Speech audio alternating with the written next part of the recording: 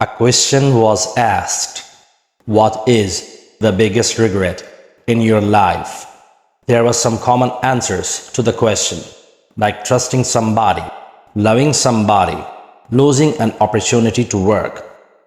I answered, neglecting myself. People lose the precious moments in their lives by focusing on somebody, neglecting themselves.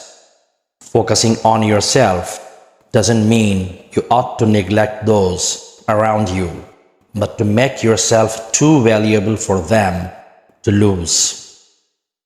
Ibn Adam.